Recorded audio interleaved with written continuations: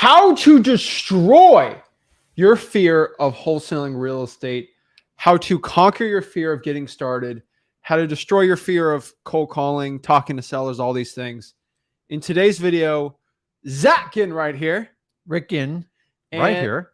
And what we're going to do today is what we're going to do is really break down your fear of wholesaling real estate, your fear of getting started in this business, and exactly how to conquer, destroy, and become as successful as possible when it comes to wholesaling real estate and starting out in the wholesaling real estate process. So we're ready to go. So a little about us. If you don't know who we are, this is first live stream. My name is Zach Ginn. I'm Rick Zach. I've done over 1,000 real estate wholesaling deals the past 6 years. I've done over 3,000 deals over the last 20 years. And we have a lot of experience when it comes to wholesaling real estate and wholesaling houses. So one criteria of why we think we are suited for this and why we can help you overcome any of your fears you might have in wholesaling real estate is we have helped hundreds of thousands of people get started in wholesaling real estate, and tens and tens and tens of thousands of people getting their first wholesaling deal, their 100th wholesaling deal. And I have helped so many people go from starting out very scared to get in this business to actually getting the first deal and conquering everything and becoming very successful. So that's why we think we're ready to go. We're excited to help you out, learn wholesaling real estate. So let's get into it and let's break it all down. But before we break it down, do us one huge favor. Make sure you hit that like button and subscribe. So smash that like button, hit that subscribe button, comment below your questions, and we're going to break down everything you need to know about breaking your fear, conquering any fears you have in your life and in wholesaling real estate. And most importantly, everything you need to know about becoming a millionaire, making 100K in wholesaling real estate, and becoming as successful as possible. So let's get it going. Y'all know what time it is. It's wholesaling time. Woo!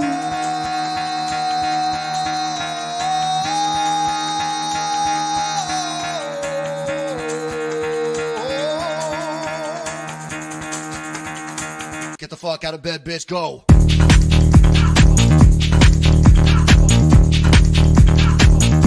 Get up, and get the guy go.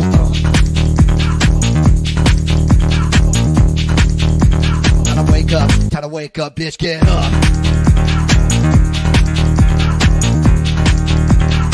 Get up. Get up.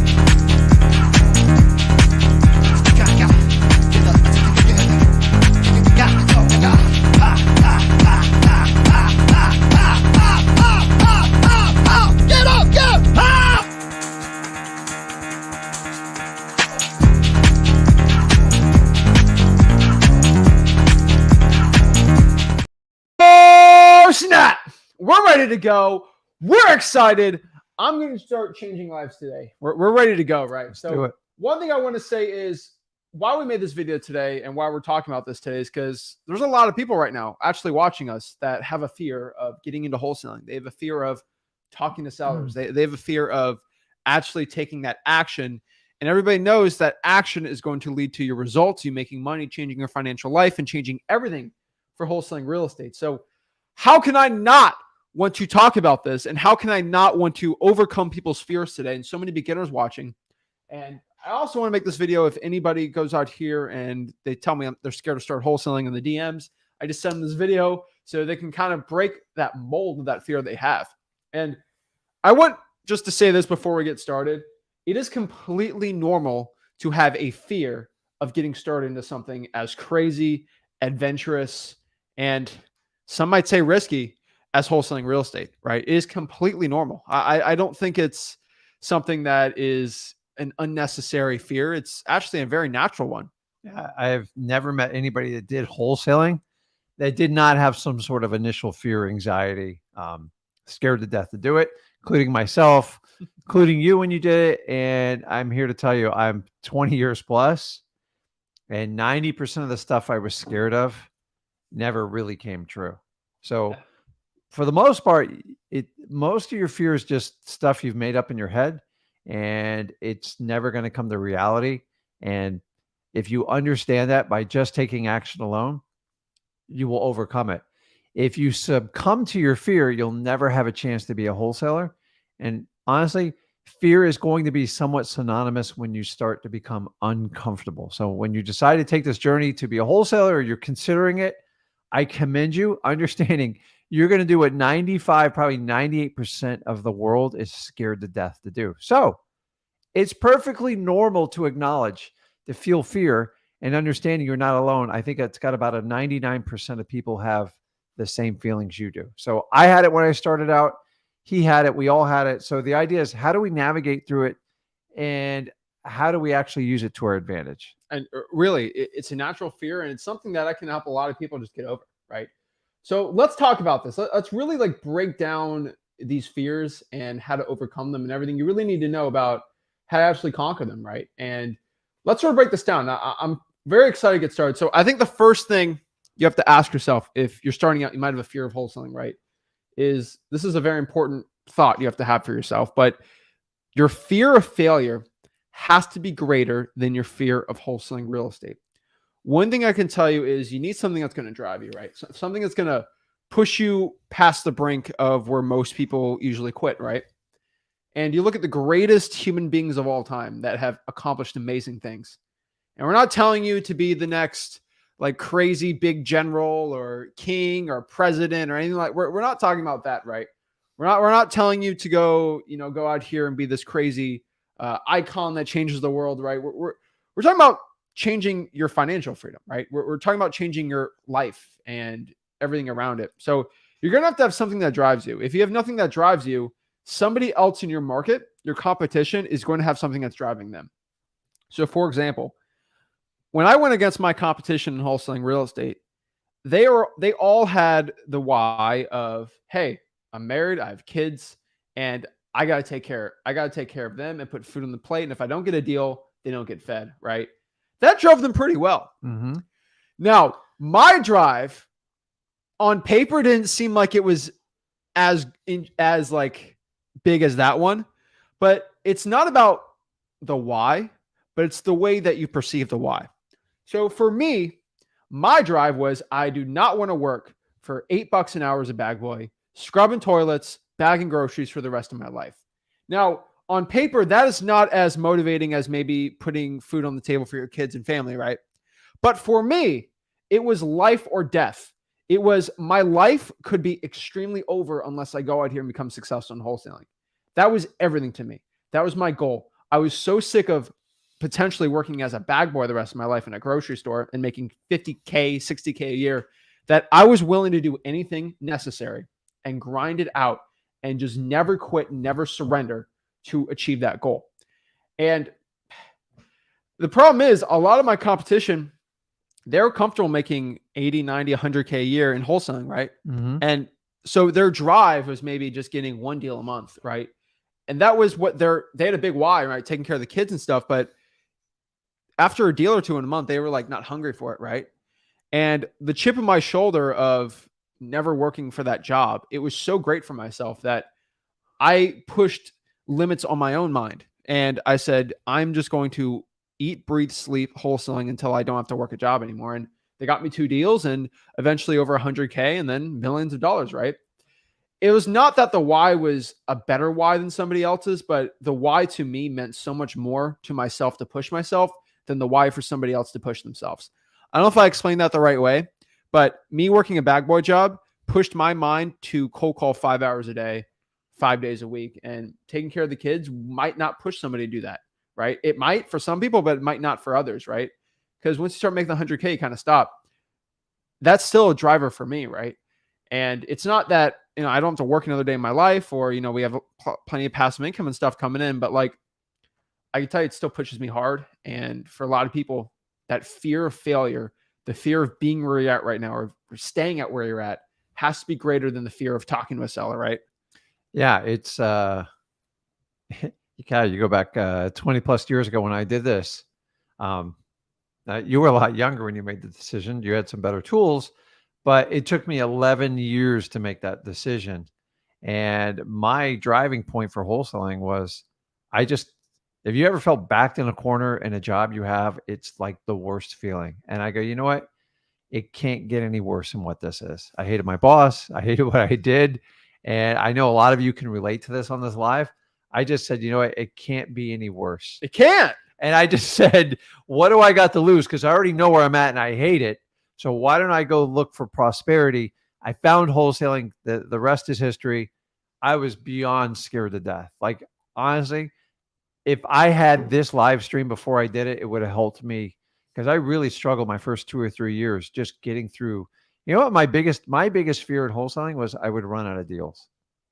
And here I am, like 21 years later. It's like, there's as many as I want to go out and find. So, you got to find your purpose. If you feel like you're backed up in a wall and go, I can't take one more day of this, I can always go back and do a job like this. You can. I might as well give it a shot. And I went heads in. I was scared to death, Lo. And that's what I'm excited about talking about this today. That was the thing, right? Like, I was very worried to go and see an appointment. I was very worried to talk to these sellers, but I was more worried about staying at a bag boy job the rest of my life. Like, that was so much more fearful to me. I was more scared of living that life. Like, you look at a lot of things, right? I didn't want to work 60, 70 hours a week. I didn't want to, right? And, looking at it now, right? Working 10 hours a week, right? It's what I did was worth it. But I had to go from working 40 hours a week to working probably 90 to 100 hours a week, living with my parents at 17, 18 years old, to eventually get to the point where I make enough money where I just work 10 hours a week, do whatever I want, and travel wherever I want, right? And I'm not saying that to brag or anything, but I'm just saying that, like, that fear, my fear is gone of wholesaling because I've done it so many times, right? I mean, after 1,000 deals, there's really nothing I haven't seen. And knowing that, I would not trade any of that fear I had ever, right? And you sort of look at it like, I talk to a lot of people out here, right? And they come up to me and they're like, Zach, I'm so scared to get into wholesaling real estate, right? And I remember specifically one guy, he had a wedding ring on, right? And I said, hey, you have a wedding ring. Are you married? He said, yeah, I love my wife. And I'm like, okay. Were you scared to go on that first date with your wife? He said, oh, I was beyond scared. It's like, well, would you, knowing the fear you had to go through, why did you go over that fear of going on that first date? Well, because that led to a relationship and a wife and kids and the greatest thing ever, right? Mm-hmm. I'm like, so you think the fear was worth it to do that? Of course. It was scared. It's never pleasant. I never liked it, but going over that led to something amazing, right? And I'm like, well, if you and your wife go out and get pizza tomorrow, are you going to be scared to do that? No, it'd be fun. I'm like excited for it. Same thing about wholesaling. You got to date wholesaling, right? You got to go on that first date, get that first deal. Second date, third date. Who cares if you mess up? You keep going on it. You'll be excited to do the next adventure, right? Guys, not a lot of people know this, but I think a lot of people do. When I do a live cold calling on this channel and I do it in front of thousands of people and try to close sellers and give lowball offers, I'm excited. It's fun to me. It's sort of a game, right? Like, I know that maybe the seller's going to say no. Maybe they call me a poopy head. I don't care. I'm in the thrill of the chase, right? And you look at it like a lot of things. And I look at it as a video game. I look at it as a game, like, because wholesaling to me is a video game because I keep pushing.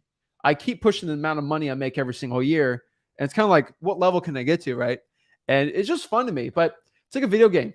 It's like if somebody goes up to me, my friends, and like, hey, do you pick up basketball tonight? I'm getting excited to do it. I play pickup basketball enough, and I have a really good time doing it. Same thing with wholesaling. You might be nervous about it, but it works out.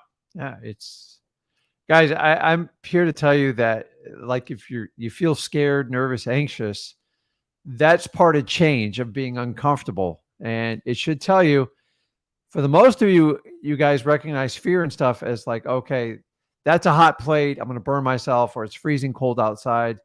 And the problem is now you're looking at fear internally. From the only reason you're fearful is because it's just different and it's not known to you. And that's the challenge. You got to understand, I did this. I'm not going to say completely unknown, but nobody really navigated me through it. So I actually had to take action in spite of my fear and just walk through it. Because, like, I'll give you an analogy. I hate the dentist. I hate the dentist with a passion. I had a lot of childhood trauma with it. My teeth have always been a pain in my butt, but I let past experience dictate my future fear of the dentist. And I find, I had to get some dental work, and I finally just sat in the chair and I go, I'm just going to let go and let it happen. And I found the anxiety going to the dentist is actually worse than the appointment. So I just get through it, and I work through it. I do kind of like a meditation to work through it. So whatever you have to do to help your ritual get through it, but understanding by going through that fear is what's going to make you accomplished, successful, and feel like you actually did something.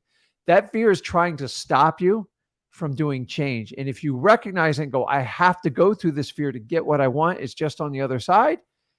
Look at it as like an adventure, kind of like a treasure hunt, anything like that. I don't look at the dentist like a treasure hunt. I just want to get in and out and not get my complete wallet cleaned You know out. what you are, right? You're an anti-dentite. Dentist. I tell you, man, I guarantee I am not the only one with like a dentist issue, man. I get the dentist. I'm just like, my favorite part is when they go, does that hurt? I go, I brushed my teeth twice today, so I don't fear it. Yeah, just brush the ones you want to keep. That's what a good dentist told me a long time ago. Honestly, the fear of failing has to be greater than the fear of actually doing the thing, right? And once that gets over there, it's going to be great, right? Like, so I used the date example. The fear of being single the rest of your life has to be greater than the fear of going on that date, right? The fear of going out here and someone saying something mean to you versus the fear of staying where you're at right now. A lot of people have different fears, but once you put fears into perspective, a lot of things start changing, right? A lot of people have a fear of jumping out of an airplane. If you have a parachute, it won't be as scary. But the fear of jumping off an airplane without a parachute, it's immense, right? And the fear of that versus the fear of cold calling is so much different, right? Like, hey, I have a very natural fear of poisonous snakes. And it's not because it's just an irrational fear, but if I see a snake that could probably end me in 5 seconds with one bite, I have a very natural fear of it. If you equate that to the fear of someone saying something mean to you in wholesaling, it's completely different, right? And I mean, rattlesnakes, I'm okay with a rattlesnake, but like, I'm talking about like natural fears, right? And I don't fear many things. Poisonous snakes are one, and bull sharks. That's pretty much it. Bull sharks are bad. They're bad news. They'll attack people. But really, outside of that, there's not many things that can fear me, right? And we're going to break down some of those common other fears you're going to have. But one thing I want you to think in your mind, and this is one trick to become less fearful to get into wholesaling. And I don't want you guys to use this trick, but it is a trick. Maybe you should not wholesale right now, and maybe you should struggle more. What I mean by this is I want you guys to start wholesaling now. That's personally what I want everyone to do watching this video. I want you to start getting the traction on here. Maybe you just have to be more broke. Maybe you have to be living with your parents in a basement at 54 years old and literally have no money and no prospects at all before your actual fear of wholesaling is diminished compared to your fear of staying where you're at the rest of your life, right? Maybe that fear has to be so great. Maybe you have to have more struggle in your life before you actually say, you know what, I'm going to make that change. Maybe that's the case. I don't want it to be the case, but for some of you out here, I would rather you start wholesaling now and overcome the fear versus staying where you're at and struggling more. Because that pain and trauma of struggling, you have to just say, I'm sick of it. I'm going to make that change and get into wholesaling. The problem is some of you guys actually have to struggle more before you're actually like, okay, you know what? I should just change this up, right? And it's kind of like touching a hot stove, right? Maybe it's a little lukewarm and you know it's going to get hotter. Yeah. And you're just saying, no, I'm going to stick it here. I'm going to stick it here. Maybe you got to start boiling that water before you're like, okay, I got to get my hand off of here. Maybe you guys have to have your hand burned before you actually start getting the holes. I'd rather you start doing it when it's lukewarm before you get burned. But hey, maybe you have to deal with that. I don't want you guys to, but that's a very easy way to get over the fear. Maybe you just want to procrastinate and struggle more, and then you finally get into wholesaling, right? I hate to say it. So we do these one-on-ones, and so many wholesalers, they start wholesaling month 1. They go to the point till month 6, right? Where they are DMing me for $1,000 a month for money. And I'm like, why are you DMing me for $1,000 a month?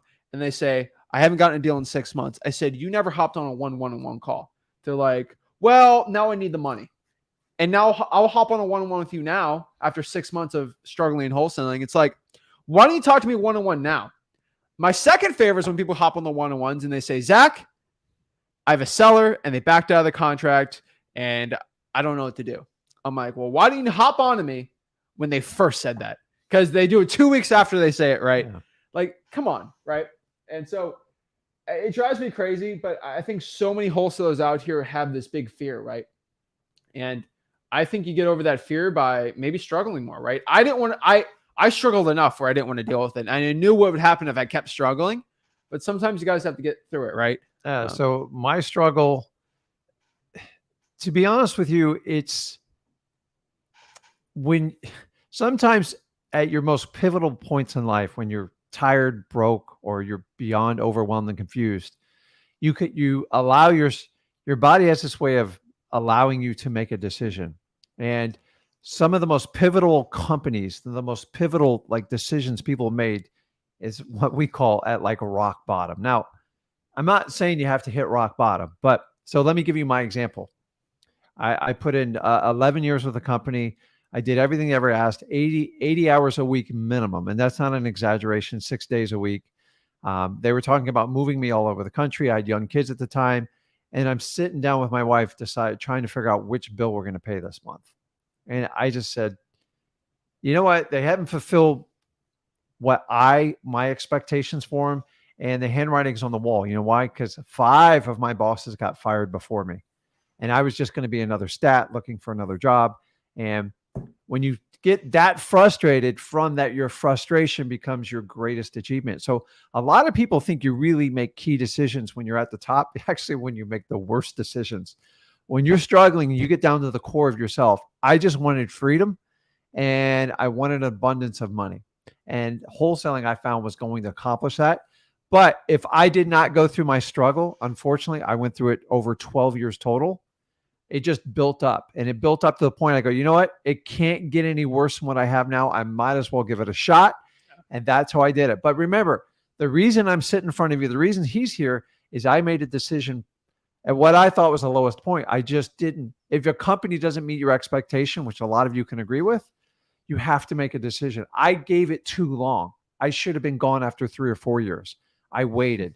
And that's why I'm here talking to you today. So my decision to get me out of where I was made when I felt I was at my lowest point working for a company. And I just gave up. I was never going to get where I got. And so I said, I remember telling my wife, I go, what do we have to lose? She's like, the house, the car, the kids, everything else. I'm just like, listen, I just don't think it can get any worse than this. I was basically owned by a corporation. And I can't believe now I gave all that time and energy to it, but that was my learning curve. So if you guys can relate with that, I'm just trying to explain. He did a little bit younger in his life. He's talking about like a bag boy, and he figured out quickly on an hourly rate, I'm never going to get ahead to do this. So you don't have to wait till you hit rock bottom. You just got to make a decision. Most great decisions are made out of pure frustration. Like, I can't take it anymore. I'm going to make a change. So you don't have to wait to get to that point, but you're going to have to go through your fear factor when addressing wholesaling. I agree. And I think so many wholesalers just watching this, they deal with a lot of struggle, but you got to just conquer the fear, right? And what I can tell you is, I didn't write this down, but like you say this all the time, but you can always go back, right? Like if you fail at wholesaling, you can always just go back to that. Like you can always do it. You can always go back to your old life. I promise you, it's waiting for you. It wants you so bad. And you're going to have to avoid all the temptations to become a wholesaler, to get you financially free, to get control of your time with your family. And that fear is a constant. It's just your subconscious trying to do what? Pull you back into familiarity, because your body is running your life and your mind's not running it. And you're going to have to reverse that order, and fear takes over. Now, we talk about physical pain of fear. I'm not telling you abandon that, but like mental status, it's hard. Guys, I worked for the same company 11 years. I literally felt like I was on an island when I did this. I'm like, and the minute I had a bad month, I'm like, maybe I should, let me see if they still kept my job, and I kept going and running that through my head. I said, no, I want to change. I want to change. So the number one fear people have to get over there is their addiction to their paycheck every 2 weeks. Yeah. And people, that's like you have to have it. And when you get rid of that, it's kind of weird. And it does take some time to get through it. So just relating my story. Yeah. And people think wholesaling is like all or nothing, right? If I don't get into wholesaling, I'm be homeless, right? Like, it's not like that. Okay. You can always get a job, and even the skills you learn in wholesaling will translate to any sales job or really any job you have in general from most sectors in the economy, right? So it's like, it's not too bad, right? And I just want people to understand that, right? And a very common fear I see with a lot of people, and this is true, but It's a fear of someone is going to arrest you or sue you or scream at you in wholesaling. So let's break down these things. So let's talk the scariest thing to happen. Somebody arrests you for wholesaling, right? Wholesaling real estate is either done with a lawyer, so an attorney state, or it is done by a title company, which 90% of the time has a lawyer there to underwrite, check things, and do things, right? Mm-hmm. And with the title company that we use, they were actually owned by a lawyer. So a lawyer is actually going through making sure the title company was as legit as possible, right? And the owner of the title company, love him, he was a lawyer. And we've met with him plenty of times. And this is before I even got into wholesaling. Hey, are you okay if I wholesale? Yeah, wholesaling's legal. He's a lawyer, right? Yeah. His legal advice was wholesaling's legal, right? And that being said, it's almost impossible. And this is a quote from me. Take it out of context. Okay, it's almost impossible to get arrested for wholesaling if a title company is there. And there's ways to get arrested by wholesaling, but that's because you just break regular laws. So let me give you an example of how you can get arrested for wholesaling. And let's think of, devil's advocate here. You convince somebody to go sell their property, and you forge their signature. Let's say you forge a contract. That's forgery. We have laws against it. That is 100% illegal. Never do that. But let's say you do it, for example, right? Guess what happens when you forge someone's contract to buy it for, $1,000 and it's worth $1 million. The title company is going to go call that seller up and let them know, hey, closing's on this date. I never signed a contract. Title company says, you never signed a contract. We're not doing title company would stop that. If you do anything illegal in a real estate transaction, the title company is going to see that and not give title insurance to it, right? Because they'll lose a bunch of money.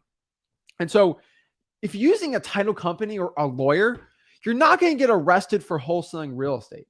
And that's the funniest. Everyone's like, wholesaling's illegal in Oklahoma. Title companies read the law, and it is not illegal to wholesale in Oklahoma. And they know the law because they have legitimate lawyers. I don't care that your guru's uncle's sister said it was illegal, who's a realtor. The actual lawyers read the law, and plenty of interpretations came from it that wholesaling is legal in Oklahoma, Nebraska, Arizona, all these places, right? And title companies will still do it with lawyers looking at it. And I just want everybody to, watching this to understand this, that wholesaling is legal in all 50 states. Oh, what about this? Wholesaling is legal in all 50 states. And there's ways around all the stuff. And even in Illinois, there's ways around it. I'm not a lawyer, so I'm not giving legal advice. Reach out to title companies and they'll help you out with this. Yeah. But so you guys, you've spent an entire year of every guru on this face of the earth trying to scare you. One of the latest trends is you got to join my team or join my my brokerage and we'll protect you. I'm like, I don't understand. So you guys have this has been like a perpetual theme, and it's, in my opinion, it's done by design. Guys, I've been doing this 20 years. I have never, ever in my entire 20 years, and I know a lot of people across the country know of anyone who ever got arrested for wholesaling. It doesn't mean people get arrested for breaking the law. If you deceive people, if you're fraudulent, there's laws that has nothing to do with wholesaling. Those are just bad people. But you just can't get arrested for wholesaling. It's the biggest fear mongering out there. And I just telling you guys, I've seen people question, but usually it comes down to ethics. Did you get a legitimate signature? By using a title company we talk about, that puts a third party to oversee your transactions. And they'll also tell you, hey, I see this coming down the pipeline, and we want you to do things correctly. This is why we only teach wholesaling, guys. There's a million tricks out there. We teach real estate investing. Yeah, but do you guys know a lot of the stuff that's being pushed on you? I'm not even going to get into details. A lot of it is borderline wrong. So when we talk about recording liens and stuff, you're supposed to incorporate lawyers. An investor just can't go record a $50,000 or $100,000 lien without having a legitimate service. And if you ever went to court, you're probably going to get killed on that.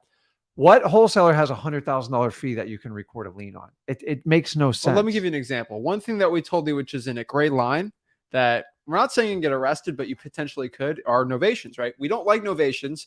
And what I could tell you is we have talked to many title companies in Florida and many lawyers in Florida that own title companies.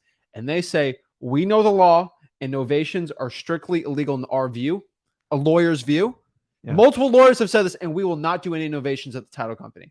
So I'm just letting you know that even if I try to do a novation, which I think still borderline, you could get arrested for it, but maybe not. You got to do it the right way.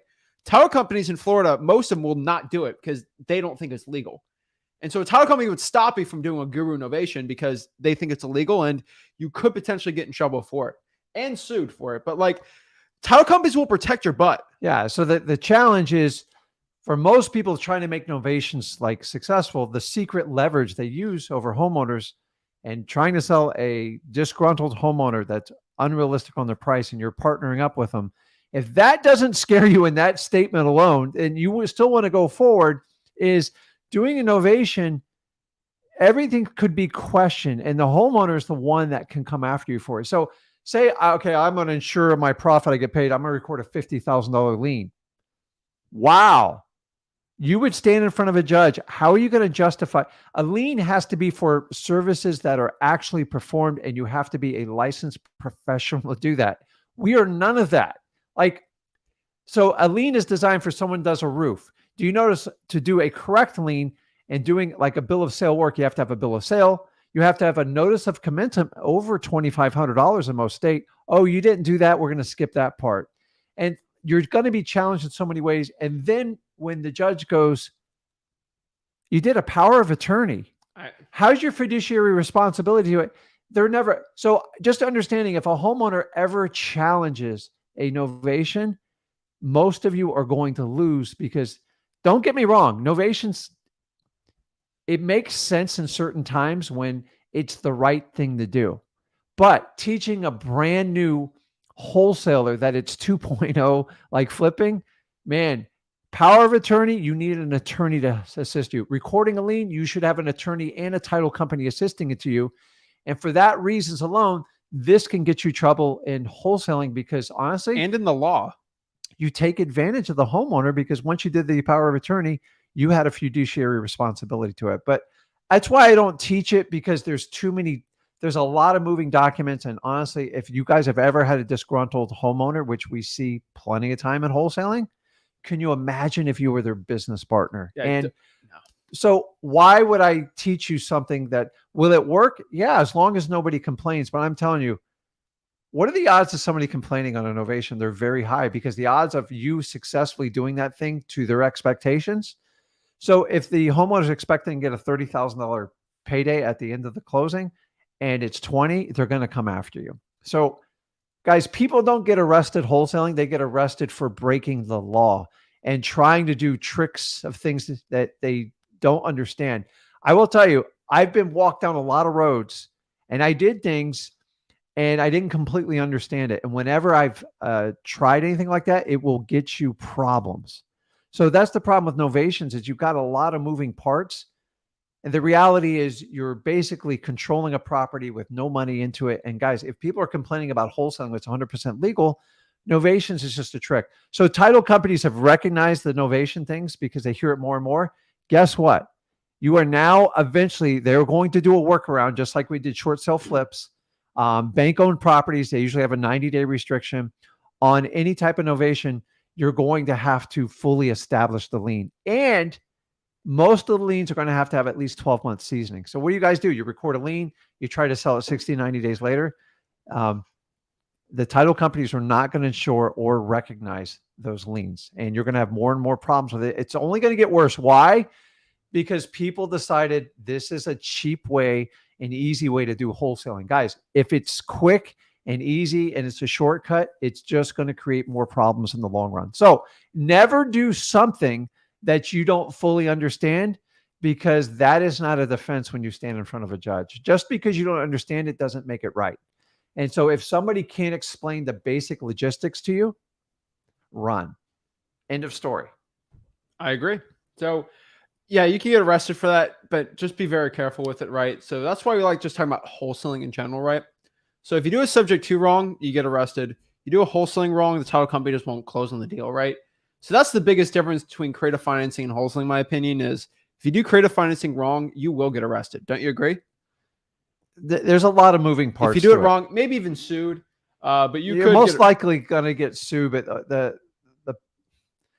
the only person that's ever really outside the homeowner always has the most control. And if you take care of them and always use them to make sure they're satisfied, you can avoid problems. But it's when a homeowner reaches out to like a state attorney and their target, and this one goes, wow, you did like 40 or 50 of these. Let me reach out to all these people, get a class action suit. Yeah. That's where you can get problems. Like, honestly, you can find a technicality almost on any contract, even your wholesale contract. Some of you guys don't perfect the earnest money and stuff like that. So the biggest thing you can ensure to keep your stuff out of trouble is always take care of the homeowner. And when a homeowner complains and says, hey, I'm not closing, or this isn't what you promised in this agreement and stuff like that, it is your duty, your job, your obligation to make it right. You people that go, well, I'm just going to record an affidavit, you don't understand how this game works, because then you have to go in front of a court of law and a judge is going to tell you what you did wrong or what you did. And guess who gets the benefit of the doubt? The homeowner always gets it. So if you don't understand it, ask questions. Guys, just because sometimes the problem, the whole problem in real estate investing, especially wholesaling in general, is you guys, the marketers, the gurus, have perfected their pitch. They know how to solve every problem from a marketing perspective. The truth, though, is when you ask questions, is this correct? Is it legal? And do I need legal advice to do this? You will never get a correct answer on any of this stuff, because that blows holes into their marketing pitch. So most of our 95% failure, which is admitted by all the gurus in wholesaling, is because you guys buy into their marketing pitch. I'll sit on the beach, I'll flip a property. If you think there's something to replace wholesaling and call it 2.0 and it's like super easy, you're missing some key parts of the details that are going to be hugely problematic. And by the way, they're coming up everywhere now. And I'm just telling you, put in the hard work. If you want to lose weight, you actually have to eat less and you have to become more active. Take a magical pill. It might work for a few months, but you're eventually going to go back to your old self. So make the change. But I will tell you, 20 years, if you do not understand what someone's explaining to you and it has holes, most likely it's going to be problematic. And if you don't fully understand it and your risk and your liability, please don't do it. I agree. So I think one thing y'all got to understand is we say about creative finance that we still do subject to lease options, owner. We do all that, but we have a lot of lawyers that help us out with it. So I'm just letting everybody know that. Let's talk about the suing part, right? So here's the thing about suing, and I'm not here to scare you or anything, but like you get sued for anything. For example, if I'm walking down the street and you bump into my shoulder, I could sue you. Like legitimately, I could sue you, and I could sue you for, let's say, $5 million in damages, right? Guess what? I will not win the lawsuit, but I can still sue you, right? I can sue anybody. A lawyer's going to take my money all day, right? You look at me funny during a live stream, I could sue you. Is that a good look on me? No, right? Should I spend $40,000 trying to sue somebody for bumping into me? I'm going to lose that lawsuit, right? And so anybody could sue you for anything, right? Now, how do you not get sued in wholesaling, right? This is a pretty easy one, but there's only 2 rules to follow for you not to get sued in wholesaling real estate, okay? Number 1, do the right thing. Just think about it. Like, for 99% of people watching this, they know the difference between right or wrong, okay? You don't need to go look at any rules to know what's right. Like, you can look at something like, hey, is that right or wrong? So think about it. Is stealing right or wrong? Stealing is not right, don't go to a grocery store and steal, right? That's not right.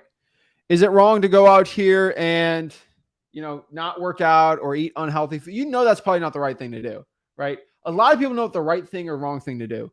Is it the right thing to do a rolling stop at a stop sign? I do. That's ethical, moral. That's I do it all. If there's no one around you, that's not like a hard line issue, right? Like that's like, So you got to really look at it from that perspective. So how do you get sued? Let's say, for example, you have an elderly person, right? They're 95 years old and they want to sell their house, and you seem like they're not in the right mindset. Most people would be like, that's probably not the right thing to do, to go try to buy their house without talking to their family, right? Mm-hmm. Most people have an ethical compass, right?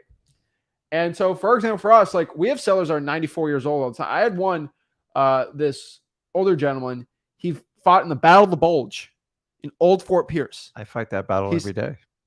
The legitimate Battle of the Bulge, okay. World War II. And he had some very interesting stuff. He's definitely a hero, right? And he came back from the war. And I think in the 40s, he bought a house in Fort Pierce, right? He's living in it for 70 years. And amazing guy. And him and his wife wanted to sell their house. They're both in their 90s, late 90s. And I was really like, here's so many war stories and stuff. It was really impressive. And I was like, okay, I would like to go buy your house and things, but do you have any family members who can go meet me there?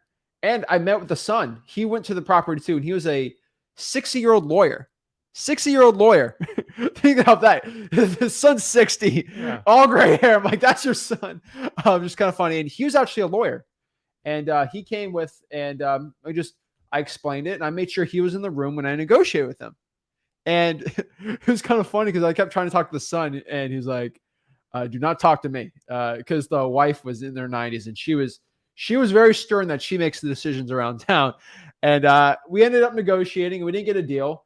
But the thing is, that's just the stuff you got to do. So like, hey, my son's actually 20 minutes away. Hey, is it okay if he comes also? It's stuff like that to make the family feel like they're included, because I don't want to give a lowball offer to a seller and they don't know what the property is worth. I always tell every seller, hey, your property, you could probably sell it more with a realtor. I always explain everything like that. And that house needed a bunch of work. I mean, no renovations basically since 1974 in the house, mold everywhere. But like, I'm just telling you, do what's right. And in my opinion, the way I look at real estate, I thought it was the right thing to do to have the family included. Mm-hmm. If anybody's over the age of 65, I always try to call a niece, nephew, son, daughter, cousin, uncle, whatever. Just to let, hey, this is Zach. I'm just letting you know I'm actually talking to your uncle, Jonathan, and I was just letting you know we're looking to buy his property, but you said he lived alone. I just want to make sure the family knows, make sure he knows where he's going, things like that. And he's 65. What are you talking about? Even if they're 65 or older, I just want to make sure, because homeowners that are 65 and older do have more rights, as they're considered elderly, right? And they do have more rights in the law. So you always want to do what's best for them. How do you get sued? You don't do any of that stuff, right? Yeah. You don't. And number two, you don't use a title company. Like, legit, if you use a title company, if you ever, God forbid, got sued, you're going to be protected because you use a good title company, right? And title companies have disclosures. So, hey, here's my favorite part. And people have this fear. I've never had this done once. I've never had this once. Let me know if you ever, has anyone ever called you after you've done a deal and said, I'm so mad you bought my house for lowball and you made a profit off of me? Rah, rah, rah, rah. You never get that. You know why? Because they sold the house, right? You only get that when you do creative financing and like other things, right? Oh, I don't like what's going on, novations, right? The thing is, when you use a title company, you sign all these disclosures. Hey, I know that I'm signing my deed over and I'm not going to be the owner and I'm going to get this much of the house. You sign it like there's like 30 documents to sign. Like, you know that you're selling the house, and the closing agent tells you a billion times. They call you a week before the day, but you get all these disclosures. So if somebody sues you for putting a contract on the property to buy it, you signed all these disclosures, basically saying you agree to it. So what they really could be doing is they should be suing the title company, not you, right? And if you do a lawsuit, I'm telling you, you could probably countersue the person for legal expenses for suing you for selling their house, right? Now, there's other things around that, right? So the only thing you can do, right, is sometimes a buyer can sue a seller. I've seen that on the MLS before, that they didn't disclose it had a problem with it. You know who they mostly sue? Who? Licensed people. Yeah. Why? Because they all have insurance policies, and it's really easy to sue a real estate agent. Very hard to sue an individual real estate investor or a wholesaler. I know this personally because when you sit down with people, real estate agents and brokers have what they call an E&O policy, and it stands for errors and omissions. And everyone goes for $50,000 to $100,000 per incident. And it's a pain in the butt. You know that little disclosure like realtors give on the form? Yeah. I've had leaks and all stuff. So whenever you buy a house, you never, ever, under any circumstances, fill out a disclosure. Why? Because you don't know anything about the house. And the minute you try to warranty something like that, you're liable. Realtors, on the other hand, they're pretty much forced to do it. And that checklist is what most people will sue on. The truth of suing, and God knows I've been sued enough. You do this business long enough, anybody can sue you. I can sue you just for you didn't look at me the right way. I don't like how America does that. If I could fix it, it would be like they do in Europe. Because in Europe, if you lose the lawsuit, you get your butt kicked. In the United States, they don't set it up because it's set up for the lawyers, the politicians, everyone to make money. The people that sue you, by the way, it's never the person goes, I'm going to sue you. When people use that as an empty threat, it's a joke. Most lawsuits, when you open your mouth, say you're going to sue it, you got to pull 15 grand out of your pocket. And that's just to get it started. Most people sue you because they're hurt. You did not meet their expectations and you didn't try to rectify it. I have never met someone that either tried to sue me or a business or anybody else that I'm aware of that got sued, that they always try to rectify it with you. Hey, can we sit down and talk? Can we work it out? Most people sue to get your attention and they feel like they've been completely disrespected.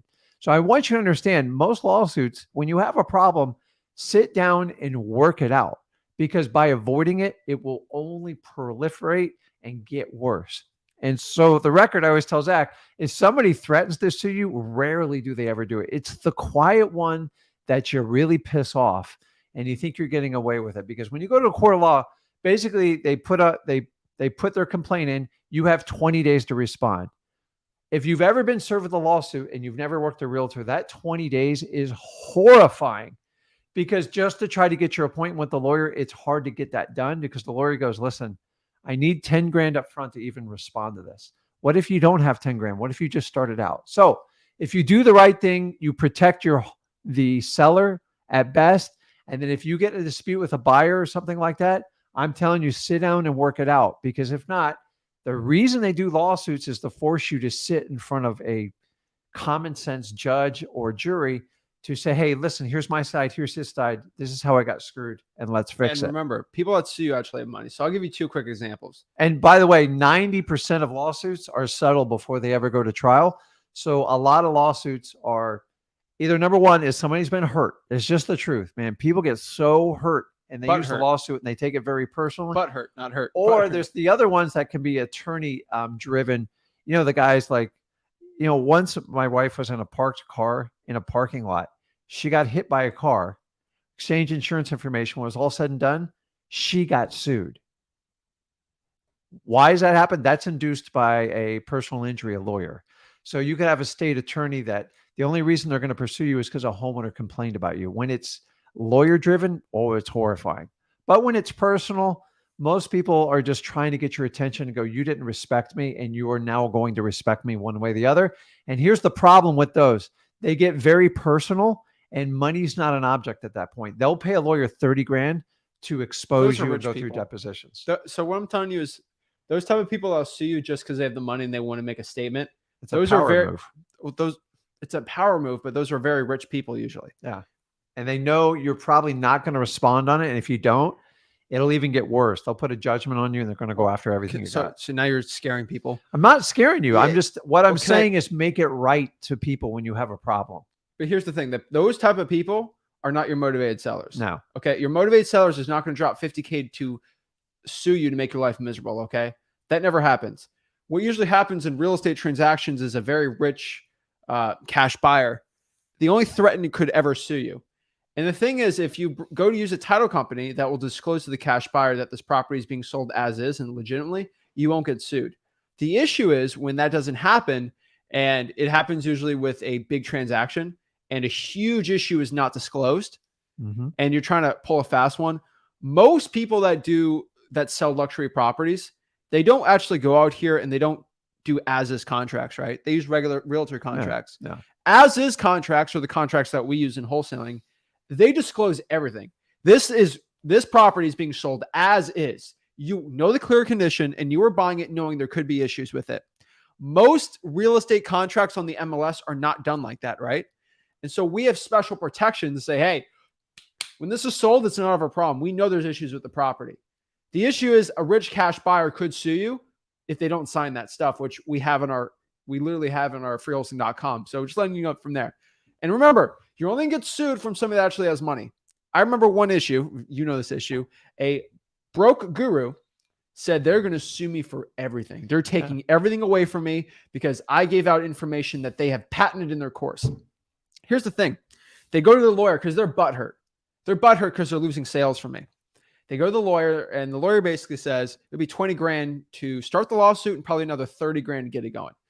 I can go tit for tat for these guys, right? Like I can go, if you want to put 50, I'll put 50 grand to defend myself, but I will countersue you for probably 100 grand of my time.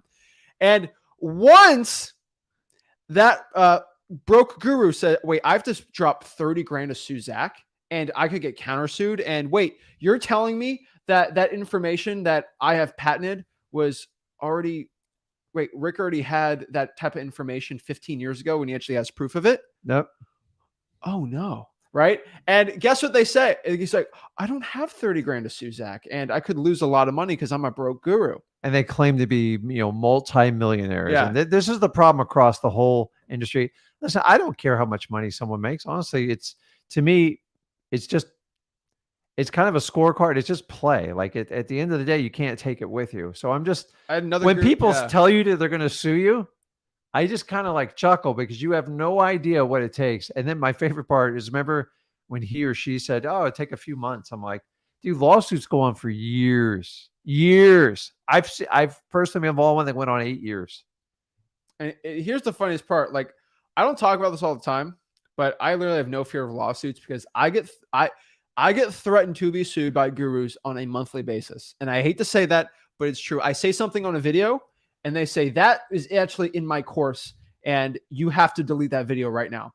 I did a video about wholesaling vacant land and they said that information you gave on wholesaling vacant land is in my course and that's actually my copyright information. I can pop up this book from 1974 that talks about subject twos, how to wholesale land, how to this is a book from the 70s. Anything you tell me, this stuff's already been done. You did not invent it. I got one guy told me, I remember one guy threatened to sue me because I gave a sales secret out. This is a Zig Ziglar book where I learned the secret from. This is a Secrets of Closing the Sale book from, let's see what year. You see the page is yellow. This from the 90s or the 80s? 1984. Yeah, like the information I give comes from like other people, obviously, and books and things like that. So I get threatened to sue. And then whenever someone tries to sue me, I can go use proof like that. And then they can't put it up.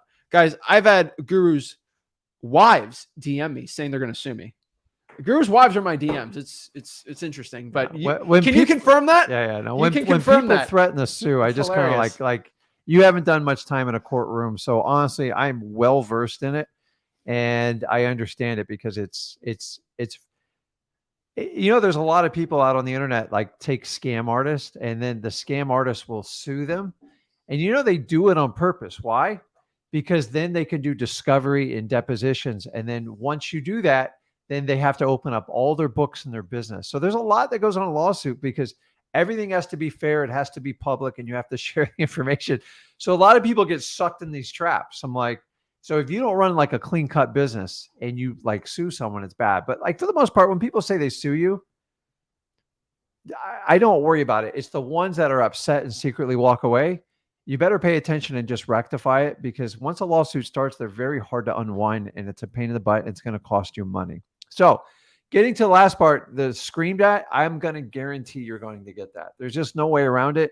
Some people just can't control their emotions. Remember, everybody is going through something in their life. They're just projecting it on you and don't take it personally. I used to take it personally. You just got to let it go. You know how many times I've been told they're sending the FBI and like the SWAT team because I sent somebody a piece of mail or they got like a cold call. I'm like, okay. Like I don't sweat it anymore. Yeah. So guys, you're not going to get sued or arrested every time. What's the DNC list? The DNC list is an illegal gray area, but I'm letting you know that because you are not selling something, you're asking somebody if you're looking to buy their house. Usually that's in the gray area and you won't be sued. I don't know one person sued for breaking DNC law for wholesaling real estate. I've not found fined. That's it. No, not fined. Like I haven't seen one person fined for that. The people I've seen getting fined is when they actively break FCC laws or FTC laws. And the only person in real estate I know that has gotten a fine is two people. One person for RVMs, which is not cold calling. I've never told anyone to do it, right? And number two, and this is very important, lying to sellers. I've seen the FTC, they sued Open Door, I think, for $60 million for telling people that they will make more money selling with them for cash than with a realtor, which is obviously a lie. If you don't lie to your seller, you're going to be fine. And I always tell every single seller that we'll probably make more money with a realtor than going with me. And because you want to deal with a motivated stinking seller. So as in regards to the FTC, you notice they go after, they rather take down the biggest player on the block. Yeah. So they go Open Door, sometimes they go after Zillow. By the way, the Department of Justice has been constantly attacking NAR for a monopoly. Like this has been going on like 10 years plus. So yeah, the thing is, if FTC ever came down to like the guru, especially the wholesaling space, they do actually. Every one of them would be. The biggest Amazon FBA coach, I think, just got fined $50 million. Yeah, I saw that. Nothing against that guy, but I just saw that like they go after they go after coaches for fraudulent stuff. And so most of the claims that gurus make, remember, they're asking for payment in exchange for what I call a promise. When you guys get like a promise, or you get testimonials that aren't verified, and you got like John T. Come on. So the problem is they don't share their success rate. They only give you like the wild success stories, and you guys are making decisions based on that. And FTC says you got to give full disclosure. Why do you think like those car commercials run? You ever see like that giant? It's like there's got to be 800 words, and you have to have like a microscope to read it. Yeah. So just be careful, guys. So the next part here is how do you overcome this fear, right? And just having that mindset shift, but practice and experience. I'm telling everybody that practice and experience is going to help you get over pretty much all of your fear, right? And what I can tell you is we were all scared starting out, right? So one thing I can tell you is I've done a lot of things that have made me scared or worried to really get into something, right? And what I can tell you is, first of all, cold calling. I was very scared to start cold calling. And eventually I did a lot of cold calls and I'm not scared of it anymore, right? And I kind of look at a lot of things, right? And I think a lot of people have fear that they're going to stink at what they do starting out. I will tell you, my first Call of Duty video game ever was Modern Warfare 1, okay? And not even World at War, Modern Warfare 1. I played online Modern Warfare 1 for 4 hours on Saturdays after school. And I couldn't even get one. Like, I couldn't get any scoring. Like, I was so bad. Eventually, I got really good at it because I put the time in. It's like any video game out here. You just got to put the time in to get better. I was super scared to do my first wrestling match. I think I was 2-20 my first year wrestling, and that was on the JV team. And then going to being like, I think 30-2 my senior year in high school, right? It's like, it just takes time to get better at what you're doing. And you're really going to suck at the beginning, but you can get really good at the end if you just keep it up and you don't stop, right? And it's like anything in life. If you want to get better at something, you just got to keep practicing and having the experience and going at it, right? Yeah, the key to the wholesaling is you take massive amounts of action and you earn as you learn. And we've all been brought up in a school system where you go 20 years of schooling, then you get thrown in the real world, and then you actually have to learn how to do it. So most wholesaling is just reverse engineer on how the real world works. If you think you're going to sit here 4 years and study material in theory and then go learn it out into the field, you're better off going out in the field and just take a ton of action. You're going to make a ton of mistakes, but honestly, that's the true experience in life. You making mistakes is the experience, and that's what ultimately makes you better. And nobody's going to do wholesaling without going through the journey. I don't care if you pay someone or you do it with me and Zach free. The journey has to be earned, and you earn it through experiences. And some are going to be phenomenal and some are going to be bad. But that's life in general. You can't take it too personal. You got to learn just to detach yourself from the outcome, and that way you can methodically just keep going through it. And here's the thing. So, like, you like the movie Rocky, right? Yeah, I love Rocky, right? How cool would Rocky be if he just won every match and every boxing match and he was just undefeated and he did 2 punches and everyone got knocked out? It'd be a boring story, right? And that's not how boxing works, right? Rocky had to get his butt kicked a couple times and then eventually get better and then beat Dragunov, right? Like, the thing is, it's kind of like Rocky. It's like you look at any superhero movie, right? Like, it's not perfect. Like, there's struggle, there's bad stuff that like there's going to be struggle. Like, it's everything. And right? you know what's even better with the Rocky is the story of Sylvester Stallone trying to get that to a screenplay. That's another thing too. The guy got rejected, not hundreds of times. He said thousands. I think he tried for what, 5 or 10 years to get it. And then he had things he didn't want to negotiate on. And they said he was down to his last time and he's broke and he took one final swing and it changed the whole trajectory of his life. Now, you guys don't have to go that extreme. It's not that hard in wholesaling, but you have to be willing to endure and get through it. So the Rocky story is kind of funny because the story behind it's even better. Yeah. And I tell everyone that. So, and did you know Paulie, what was he, the brother-in-law? Yeah. He was an actual legitimate real boxer. Probably. Yeah. And he had a winning record. He That's fought cool. in the military and everything else. I'm finding it out. So he could probably beat up Rocky. Probably. Yeah. Last part here. And I'll challenge people watching this video, right? If you have a fear of wholesaling, fear of cold calling, anything like that, I challenge everybody. I'm giving everybody actually an out to quit wholesaling. Okay. This is the only out I'm going to give you. A tap out button. You're like, yeah, I'll let you quit. Okay. If you do this and you say, it's not for me, I won't even be upset. If you can do 1,000 contacts, which is hellos, conversations, and calls of 1,000 sellers of a drawing for dollars or a government list, and you're still scared to death, if you're just as scared as the first time than the 1,000th, then you should quit wholesaling, right? So I always look at this. If you have a fear for flying in an airplane, after 1,000 airplane rides, you're probably not going to be as fearful as when you started, right? Yeah. It's like anything. If I had, I have a very, not natural fear, but like, I'm not a big person who wants to go out here and jump off a parachute.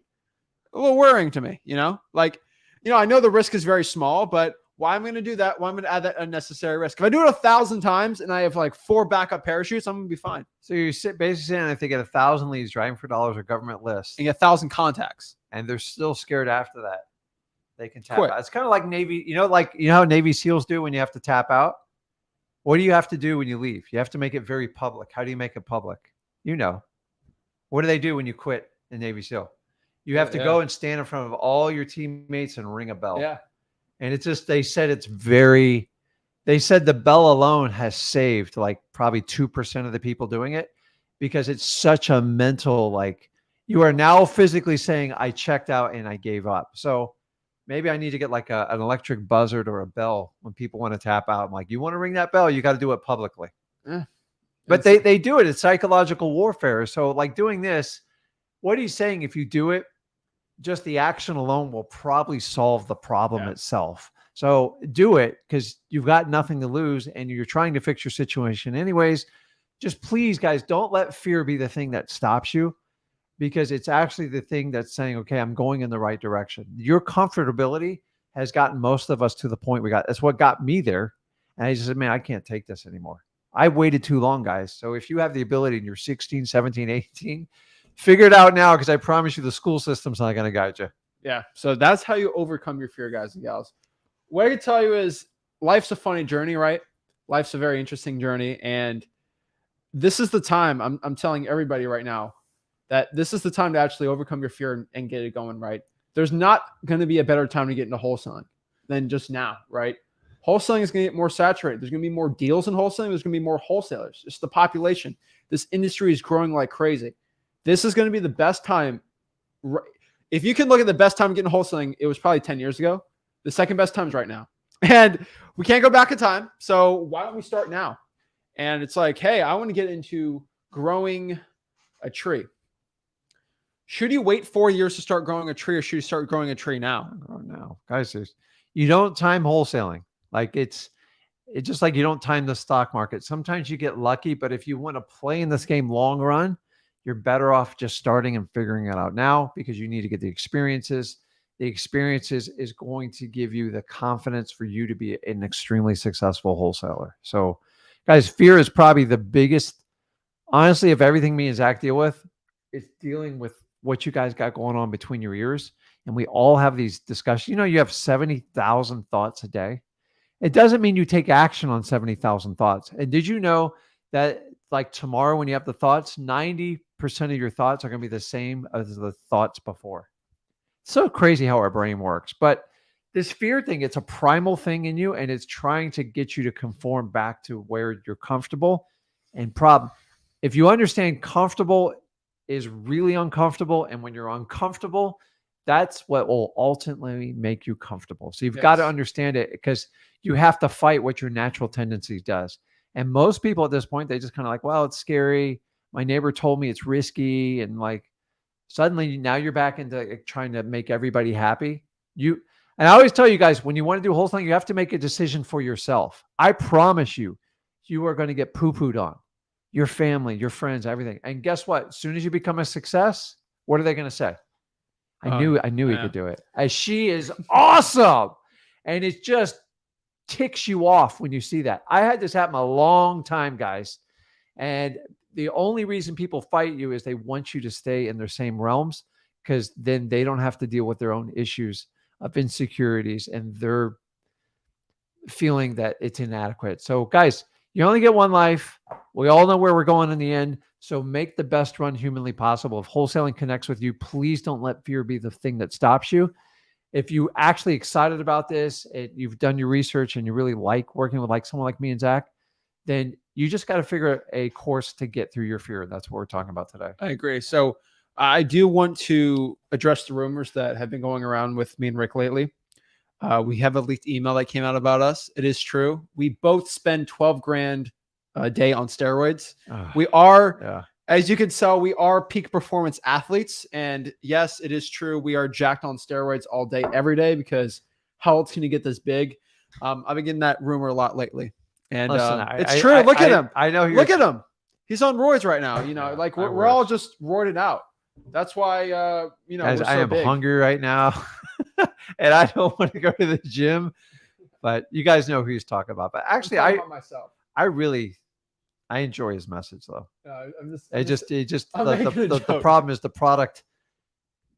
I actually think he's a wonderful guy. Like, he doesn't have a negative thing comes out of his No, I'm mouth. just saying it's. And people don't understand, like, he's he's got a really big business. I get it. It's built on a house of cards, and I get, like, you can look at someone's body and go, dude, come on, man. Like, it's been rumored that, you know, I take 50,000 no way, dude. gallons of HGH Listen, every day. I can't handle all know sticking that. a needle in when the doctor's got to do it. So I was like, I I remember got with my people blood like, drawn, I was scared. I hate it, man. So but you know what? Everybody wants to knock down someone, except the problem is he's always denied it. And that's my challenge with it. So anyways, let's move on to it. I don't talk about things I don't know about. But yeah, that's definitely true that we are on that, and you can take that out of context. And we both have plastic surgery. That's why we look so amazing and beautiful and handsome. That ain't happening either. That's never going to happen. So yeah. So let's answer some questions. I'm making jokes, but it's kind of funny. But the only thing that is not a joke is the gurus have threatened to sue me. And it is 100% true. And the gurus' wives have been in my DMs. Not your DMs, my DMs. I don't let them in my DMs. And it's kind of funny. And hey, and the gurus aren't worth the clout, so I will not mention names. But yeah, that's all I'm going to say on there. So let's answer some questions. Lucas says, I'm starting to see a lot of unregistered short-term rentals in my area under the code violations. Are those a waste of time, or should I start including them? I probably won't include it. I just don't think it is. I would skip it, because most of those are Airbnb violations. Yeah. So these cities they're so sick and fed up of people running their homes like a hotel. The neighbors are tired of it. I've told you all about Airbnb. Airbnb has a lot of problems. Airbnb's revenue is down over 70%, which means the people that own these properties are down 70%. So it's going to be you're going to have a lot of most of those people that bought them way overpaid for it. So like, you really got to walk them off of a ledge, but it's only get more prolific. So I would concentrate on the core areas, the high grass, the deferred maintenance, stuff that shows that signs the property is distressed, and then connect with the homeowner from there. But I know the list you're talking about, it's going to get monstrous this next year, because Airbnb is starting to get a bad rap. And I think it's legit for like vacation destinations. But when you start taking a house in like Port St. Lucie and renting out the bedrooms, you can understand why neighbors would get upset with that. Think about that, guys. And by the way, those of you that like love Airbnb and stuff, do you understand most Airbnbs are not even slightly properly insured? Regular homeowners policies do not cover Airbnb at all. They will immediately disqualify the claim. And you have to go out and get what they call like a short-term rental insurance. And boy, is it expensive. So everyone thinks they're good until they get sued. And to be honest with you, you're most likely to get sued from a rental gone bad, especially a short-term and Airbnb, and you're going to have no insurance coverage for the most part on it. But I would avoid that type of list. Go to the core areas. So Luca has a good question here. How do you So Luca says, how do you guys efficiently train your VAs to gather your government lists, the probates especially, and what qualifications do you look for when finding a VA this type of task? So my favorite way of training a VA, it's actually pretty simple. I want my VA to basically be a mini me, right? So let's say I'm training a VA to pull the probate list, right? The probate list is one of the most profitable lists. We make the most money on that list. We are doing 30, 40, 50, 60, 70. I've even done $100,000 deals on the probates. Here's the issue. It's very time intensive to pull a probate, right? Yes. It might take somebody 4 or 5 hours in a week to pull, actually go out here and even cross-reference this data, right? It's very intense, right? So how do I train a VA at $4 or $5 an hour to go do it? Guess what I'm going to do? I'm going to spend 4 or 5 hours actually pulling the probate list. I'm just going to do a screen recording, have audio with it. This is what I did when I was like 19 years old. And I pulled the probates for 5 hours. I recorded it and I showed the entire process. I would pay the VA $20, $30 to watch that 4 or 5 hour uncut, unedited process so they know about it. And then I'll start editing that video a little more. I was getting a little more video editing. But from there, I make a little step-by-step playbook, and then boom, I will actually go the next day and I will pull the probates with them on a screen share. And then once they learn it 3 or 4 times, then they pull it. They just have to do what they do. So monkey see, monkey do. They'll only learn how to pull the list by actually watching you pull the list. And then they'll do that same exact steps. Screen recording is probably the most valuable thing you can share with the VAs, but you have to take the time to document what you do, because so many VAs fail. Like a lot of them do, and some of their own fault. But for the most part, most VAs fail because they can't get inside your head and figure out what you're doing. So if you hire a VA and then you try to extrapolate what's in your head, it's very painful. So if you're doing probates now, you're doing it yourself, start documenting what you do. And here's the simple way to do it. All the information you're going to give them, you're going to come up with probably 10 sheets. Just take the most valuable 20% of that information and drive it into the VA's head. You cannot overload them with information. So, because they're just like you and me, they're going to lose attention. So find the 20% of your material that's most critical to make it successful and train them that. And then you can keep layering and adding it on from there. Exactly. Screen shares are awesome, though. Bagged Milk, good name, says, hey, Rick, would you further explain the double close method? It's pretty straightforward. What's a double close and why would someone want to use it? A double close is basically all it is 2 closings. They're typically going to be back to back. So let me just explain the mechanics of it and I'll tell you why they do it. So if I buy a property from Zach, I buy it, we close. He's now sold the property. I'm now the owner. That's it. Then I walk into the other room and then I sell it to somebody else. And that's it. There's nothing he can do. There's nothing he can say. He has no control. And then the new buyer doesn't know anything about that previous transaction. So that's the mechanics of it. The reason people do it 9 times out of 10, because the seller is complaining about something, or a lot of times the wholesaler is trying to hide that they're going to make a profit because they're scared the seller is going to get upset. And all this is preventable. Just go over to freewholesaling.com. We teach you how to do it. We tell everyone we make a profit. And if you're scared that your sellers knows you're going to make a profit, they're going to know because they're going to look it up after you wind up assigning the property anyway. So some people do it to remove the seller from freaking out about an assignment fee. Sometimes you're kind of forced to do it because maybe I've had this where I did a deal and then the seller at the last minute, their neighbor was a realtor and they showed up and they go, he's making a $25,000 assignment fee. That's not fair. I go, okay, then I have to go back. I would go get short-term money for transactional money for, I'm talking 20 minutes. It still cost me $3 or $4 grand to do it. And then I would use that money and then I turn around and go in the other room and sell it to my new buyer. The only reason you do double closings is to keep your buyer at bay. And if you do the business correctly, you rarely have to do it. Who cares if you made $100,000 assignment or $1,000 assignment? What's the difference? So Some people like to do it. They feel like they're a little bit more insured with it.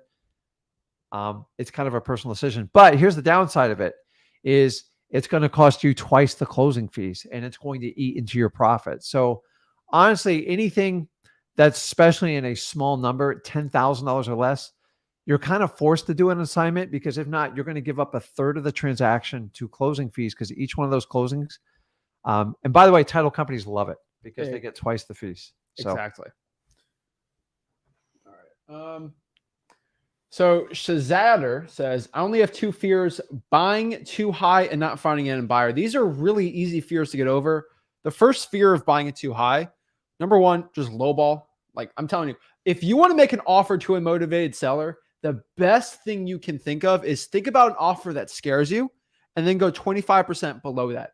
I promise you, you will not buy it too high by doing that. We also have our MAO calculators, everything at freewholesaling.com, or free real estate wholesaling course. If you're scared to find an end buyer, I get this asked all the time, like, Zach, I can't find the buyer. There's no way I could find a buyer here. The best way to go overcome this fear is by just finding a bunch of buyers, right? So I always get asked, I can't sell the deal. I lost the deal, or the buyer backed out. The buyer never backed out.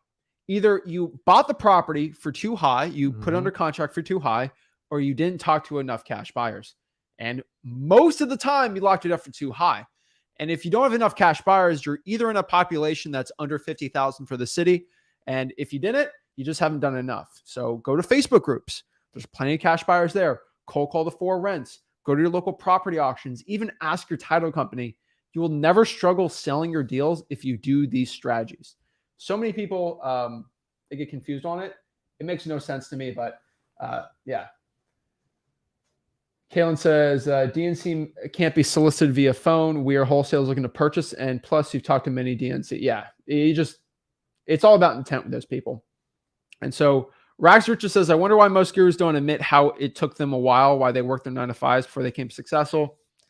I don't know why they don't talk about that. But one thing I can tell you is I did. They still broke. Yeah. I forgot my name. Says, I want to start wholesaling so I can start an ambulance company. That's a decent why, but what I can tell you is once you get good at wholesaling, then you're going to quit it. And so is that sarcastic or is that real? I think it's real. I was thinking like ambulance chaser, like no. And that's interesting. My mom used to work for an ambulance company. Cleveland Browns over Dolphins. I mean, didn't we? Who's the quarterback for Cleveland these days? You already know who the quarterback is. Is it Deshaun? Yes. Did he start yet? He's going to start next week. This week, yeah. Is he getting freed or don't from the NFL jail? I don't like that guy. But what I can tell you is, who do the Browns have? Huh? Who else do the Browns have? Amari Cooper. They got Hunt. They got Chubb. All right. So what I can tell you guys is the Dolphins already whipped the Browns. So like that's a terrible comment. Done. It's already a done deal. So Luca wants to know, Rick. He wants to know here. Let's read this. All right, Rick. What industry were you in? And what industry were you in when you were stuck in your 9-to-5? Well, unfortunately, it wasn't 9 to 5. It was 7 to 7. And that's the truth. 6 days a week. And a famous movie by Will Ferrell starred in it summed it up best. So I was with Enterprise Leasing. It's they give you the tools to be a management trainee. And hey, I took it right out of college, and they taught me how to clean a car in 95 degrees in the highest humidity while I was in a suit. So I will tell you, they gave me some good on-the-job training, but they were looking for good soldiers out of college, and God, did I fall right into it. So oh my God, it's a fun fact. Autumn says, just listening to Sir Rick is soothing and easing my nerves. That's my age, man, because it's just like honestly, I feel like I've been through every experience. There's very little that can rattle me, especially in wholesaling. And guys, I didn't start out that way. It's just like you just learn and get through it. No one's going to hurt you in this business unless you let them. Yeah, exactly. So Outlaw says, what are your top 3 government lists? My top 3 government lists that you can pull right now. They're absolutely for free. Number 3 here, I'm going to tell you, it's probably going to be the code violation list. I'm telling you, this is a list of people that just have ugly houses, right? Either they have structural damage to the property, there's mold being done on the property, or honestly, it's just tall grass, right? That's actually my favorite part of the code violation. Number 2 here is going to most likely be the pre-foreclosure. And why I'm saying a pre-foreclosure is a great government list is, number 1, people don't know how to pull the pre-foreclosure list. And it's actually a pretty simple one to pull. And if you can effectively reverse drive $4 that list, you're going to whoop everyone's butt. It's a great list. Most people have to pay a lot of money for the pre-foreclosure, but actually it's a free list you can pull. And again, in my YouTube channel, you just go there. I'll show you how to do it for free. Usually you got to go to the public records, and it's there under the notice of default section.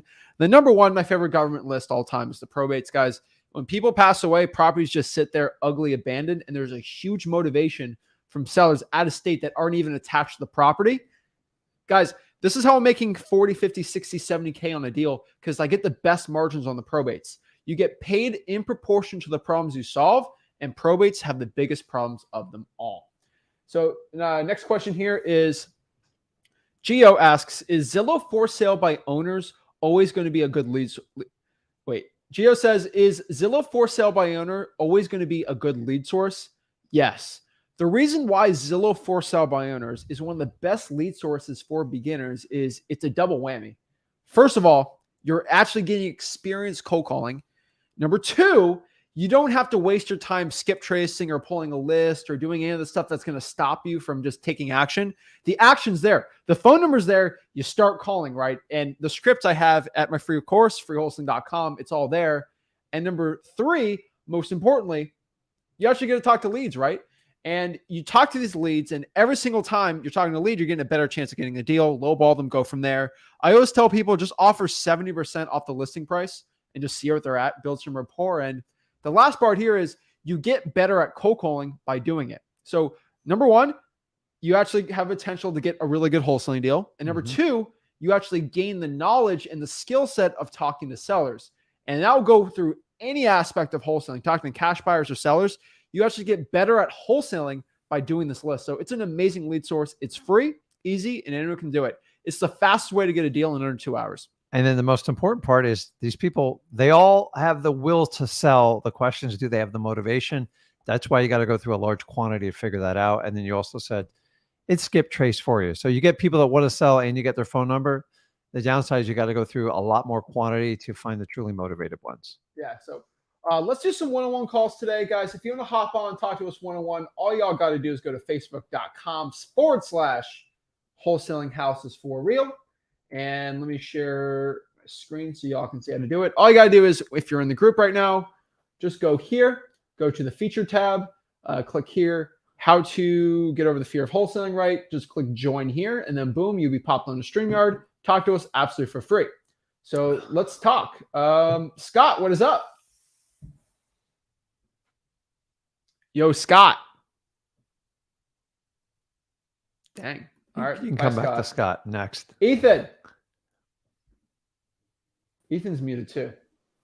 No. Yo, Zach, can you hear me? Yep. How are you? I hear you, man. Good. How are you? I'm blessed. What's up? How can I help you out? I just want to say thank you for, all the content y'all put out. But I had a few questions about code violation. I've done everything. I'm in Atlanta right now. And in Atlanta, man, or like a suburb of Atlanta? I'm actually in Atlanta, but I'm doing wholesaling everywhere. Okay, cool. What are your questions? How can I help you out? So what should I do? I've called the people for the code violation, emailed them, and they keep telling me like different people to go to. I go to those people, I email them, and they tell me, oh, we don't have to give you this information. And I've been doing this for the past 2 weeks. Fulton County, I think I've gotten South Fulton. I'm doing Marietta, Fulton, DeKalb, and Decatur as well. Okay. We'll just go to the office in person and get the list. We have done that as well. It hasn't. What do they specifically tell you? To go online, actually, or they give me a business card to someone, and Okay. I'll call that person and email them, and it's just not panning out. So what do you mean? I'm not sure. What do you do? So what do you mean by it's not panning out? So you call them. What do they say? Let's see here. The people that I've called, they give me someone to email, and when I email them, they tell me that they don't have to give me the information. Now I've gotten 2 code violations. I got Gwinnett and I got south of Fulton. Now Gwinnett, you can get the code violations from the website of Gwinnett, but South Fulton, I had to email someone for that. Okay, But so those two I've done successfully. let's focus on one. Let's do Fulton County. That's the biggest one, right? Go Yes. to Fulton County Code Enforcement Office. They told you that we can't help you. Go email us instead. Yes, they actually did. I think the lady gave me a business card to hit up.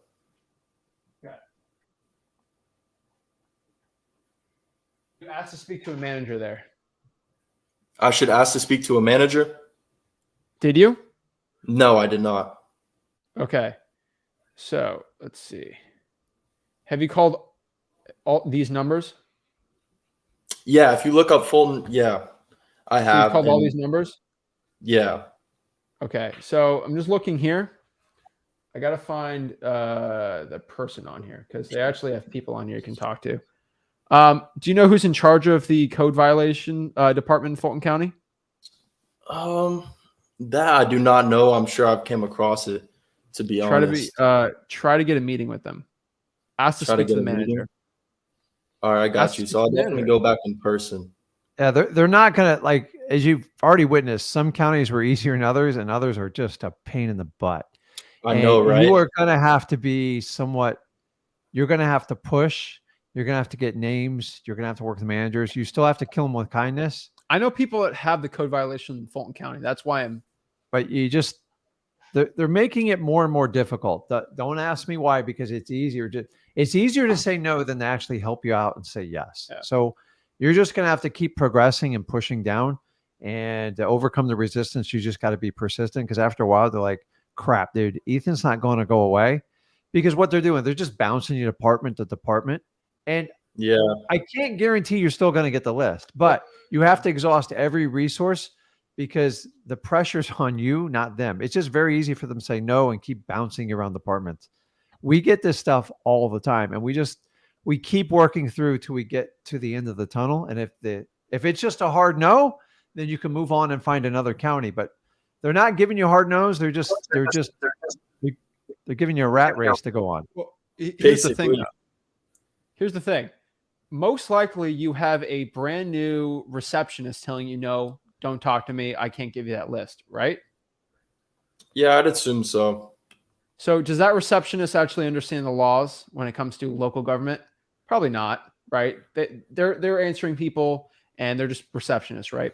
You got to speak to the people that actually understand that it's public information, which are the managers and the people in charge of code enforcement. You have a gatekeeper. You got to get over that gatekeeper, okay? Mm-hmm. It's like talking to managers. I get this all the time at like grocery stores, right? Because I used to work at a grocery store, and there's certain things that you can actually do in a grocery store that the cashier who thinks they know everything, that you can't do that. Can I talk to the manager? Actually, you can do that. I actually have more experience, right? Worst case scenario, you file a Freedom of Information Act. And guess what happens when you file a FOIA Act? The gatekeeper, which is the code enforcement lady, I don't know what this is. Bring it to the manager, and the manager knows what to do with it, right? You have a full legal right to this information. You just got to talk to somebody that understands it, and it's usually the higher up. You have a receptionist that doesn't know the law, and they're trying to play president with you, trying to play king or queen. So ask to speak to a manager if they do it next time. And she's been told to discourage you at all costs. Yeah. And people have that list. They just do it. Like, that's what, but once they crack the code and you know how to get it, you don't have to keep going through this dog and pony show. So just because that lady is going to be like, okay, Ethan's back another month for the list. Like, yeah, Ethan's back. They know who you are, and they're just going to give it to you. But the reality is, if it's public information, it's paid with your hard-earned tax dollars. Why would they deny you it makes no sense. So you have to you have to work your way up the food chain and keep explaining to them, like, I'm not going to go away. I'm actually very excited for Ethan, because that means most wholesalers will quit. And if you keep going and you get the list, you're going to have a list that most wholesalers can't get. Yeah, so harder it is to get. So I've been grinding this thing out. What were you saying? I'm sorry. Go in person and just keep hammering them. You'll get very annoying where someone's going to come out and be like, I'm the manager. What's up? And explain it. It is with your hard-earned tax dollars. It should be public information. And then what they're all trying to do is, well, we know there's privacy issues. I'm like, you guys publicly record people against their properties. It's not a privacy issue. you're not getting their phone numbers. Well, you got to explain too that I know it might not be a privacy issue, but it's public that the owners of properties with the property appraiser. So just keep hammering it. I'm telling you, it's a good thing when they actually do that. And don't tell them you're a wholesaler because they'll make it personal. So yeah, just say, private I citizen. just want to gather this information because if they think like you're a reporter or like some other public official, they'll pay attention to you a little bit more. I find if you go into these departments and use, hey, I'm a wholesaler or even a real estate investor. No, that's the worst thing. So Ethan, you're young enough. Hey, I'm doing a project for school. There you go. That's it. That's Got you. Because one more thing. Yeah, go ahead. With water shut off, they try and tell me that they haven't shut any water off. We spent a whole day. We went to all the counties of like the outskirts of Atlanta, and they all tried to tell us that they didn't have any properties that had the water shut off within like years. Ask them a question. I would say, Mr. So if I don't pay my water bill, you will not shut it off. I'm good. I don't have to pay my water bill anymore. You're telling me that. So if I don't pay my water bill, the water's still going to be flowing for free. If they say yes, then you get free water for life.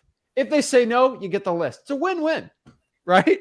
I don't think they can afford to do that. They can't, right? And that would be the first water company to ever say, if you don't pay, we're still going to give you water for free.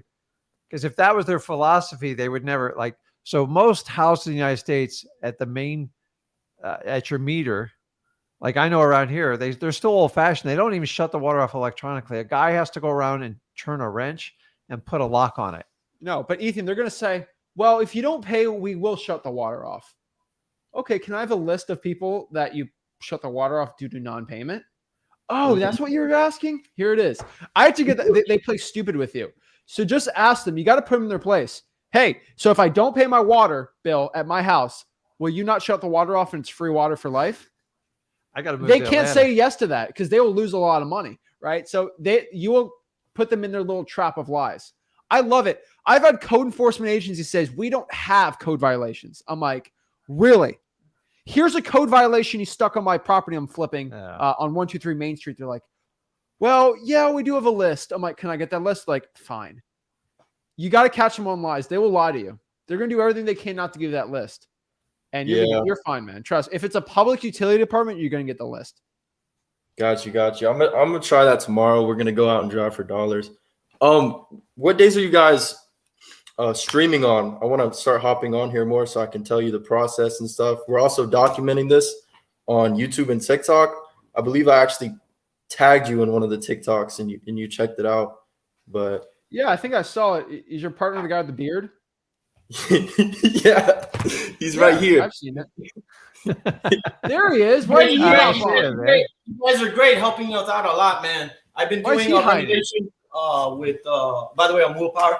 I've been doing renovations here in Atlanta for about 8 years, going into my 9th years with investors. Flipped over 100 for them, and I've done the 2 myself. And I've always had issues with acquisition, so I started getting into the wholesaling. So now with Ethan, he's my mentee. I'm getting him to get into the acquisition. So I see when people tag me. I might not be able to. You're going to get out of. You're going to get out of contracting because it's. I think you figure the money. The money's in like getting the deals because then you can do it like whatever you want because you're not forced to fix them up. And like, let's face it, dude, fixing up some of these properties. God bless you. If you did like 100 of them, you know what you have to deal with, especially when you deal with like working for people and they're so cheap and everybody wants stuff done like overnight. They don't understand when you buy these houses and renovate them. There's a lot of work that goes on. Posted a TikTok this conversation 3 minutes ago. That's fine, dude. Let's go with you, man. Well, congrats because you're smart because it's the money's always in finding the deals, guys. It's never in renovating and flipping this stuff. Like some people are really good at it. And if your partner's a contractor and you guys want to do that, that's fine. But honestly, you two are better working together and finding deals and let go of the fix and flip. I'm telling you, like the minute I let go of fix and flip, I've never looked back. Guys, I used to fix and flip like for a couple of years because I thought that was the sexy thing to do. And boy, it's hard. Being a contractor is a lot of work. So I give you credit. Keep it up, guys. You got this. Thank you. So appreciate it. When are you guys live? Is this an everyday thing at 1? Yeah, 1 Tuesday through Friday, and then Mondays on yours, Sundays on mine. Yeah. All right. Cool beans. Thank you, guys. Okay, man. Have a good one. That's funny. Guys, if you tag me or like, I'll look at it. Maybe I might not like or comment because I'm busy, but like, I always look at if someone like tags me, I always look at it because I found people tag me. They tag me on some funny guru stuff, and I get a kick out of it. So just tag me for anything. I'll look at it. But don't tag when they tag you. What's it exactly mean? They just tag like, hey, someone say their name in the you comment. Put like an asterisk symbol and then your name. No, it's the @ symbol. You see how old I am, guys? It's bad, man. But I don't know. I can't survive without them. if you give me an @ if you tag me, but you ask for something from me, then probably not. But if you mention us anywhere, I'd love to put you on. But it's always funny. Joaquin. Hey, can you guys hear me? I can hear you. What's I up? hear you fine, man. Okay, perfect. I just had 2 questions. The first one's pretty easy, pretty basic. The second one is a little harder. My first question is, in an attorney state, a state like that, once I get a deal under contract, is the first move going to a attorney or a title company? Attorney. Okay, and then how does he get paid? Does he get paid at the end of the deal, or do I have to pay him up front and stuff like that? Every attorney is different. Okay. So you're gonna have to find someone in your area and basically talk to them and kind of let them know what you're doing and make sure they're okay with it. Mhm. And then that's the time, if they want to move forward, they'll disclose their fees and how the process works. So Okay, perfect. if you can do that up front, I mean, it's not a requirement, but man, it helps out a lot. Okay, perfect. Because I was Because looking that's the into first person that's going to stand up for you, says, oh yeah, I've done business with him, I know him, as opposed to like doing it the other way around. It's a little bit harder. Yeah. Okay. Because I'm looking at FISBOs on an attorney states. I just wanted to make sure I'm ready to, if I get a contract, what to do. But the second question is a little bit harder. Like I said, I've been doing FISBOs lately, like the last couple weeks, texting everyone, calling, getting responses, getting price reductions and everything. But like for example, the other day I had a house that was, I estimated the worth be 300. This estimate was 300 and everything. I got the person to think about 260. So that's a 40,000 deduction. But based on my calculation and everything, it wouldn't be a wholesale deal, but it feels like a deal. So I was seeing how would that work? Bro, you've been doing it for 2 weeks. It was listed for 300. It was listed for 310. Okay. I was talking to him and everything, and I have a question for you, man. Yeah. Do you know what my rule is for Zillow for sale by owners? I mean, I've been watching all your videos and everything. I've been watching my videos. What about my video yesterday, for example? Do you watch that? Do you watch the full thing? Yeah, I mean, I've watched almost everything. I know. So what did I say? What my rule is for Zillow for sale by owners? The 70% rule. And you are not following that rule. You're seeing if you can get an exception for the rule, and you're not going to get an exception from me. Okay, I was just thinking because the estimate is 300, and if I get a 40,000 deduction, so it just wouldn't make sense. Bro, let me go. You haven't lowballed enough. Yeah, you haven't lowballed enough. No, There's no exception. I lowballed. I lowballed. I started. What was your initial offer to the seller? 320. It was 320, and then 320 was your initial offer. Yeah. I mean, that's with no repairs or anything. But wasn't it listed for 310? I mean, 220. 220, okay. Yeah. Which was still above the 70%. Yeah. But this is why are you not following the rules? Yeah. No, this was just it was a house that didn't need any repairs and anything and stuff like that. I ended up not going along with it because his highest price was 360. So something like that, would that be like something that like a person that wants to rent it, would that make sense for them? Some people just want the most for the house, and that's okay. What was the guy's motivation? It was his mom's house, and she was gonna move in with him, so she was looking to sell it and everything. So I was just saying, like, so if it's low is the estimate is 300, his lowest is 260. I just stopped talking to him because it was 260. Yeah. But I would just get you in pain, bro. Like, dude, 70% is the rule. You're trying to skirt around the rule. If he's at 260, he will keep reducing the price till he's at that 210. Okay. Yeah, that makes sense.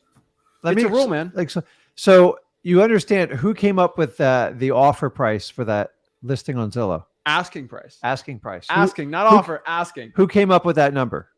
You know the answer. Yeah. They did, correct. Yeah. So as soon as you validate that and then you try to discount from there, you're working from the seller's point of view, which I'm going to say most Zillow people, they're not overly rational about their price. Yeah. So you're assuming it's correct, which it probably isn't. It's probably nowhere near what like the real value of that house is. So never ever take the list price as your gauge. Okay. Because most likely it's wrong and it's overpriced. So we try to give you simple strategies between 50 and 70%. Why? Because you're trying to get a counter from them to see if there's any motivation and to see if they're willing to work with a wholesaler. The odds are most of them aren't. This is a numbers game. So this is perfectly normal. Number two, you use the word, it feels like a deal. Nothing feels like a deal in wholesaling. Honestly, there's no feel here. They've got to be numbers that work. So using the go for no method, it's to invoke a response from the seller instead of saying, hey, what's your lowest price you take? Because they see that coming a mile away.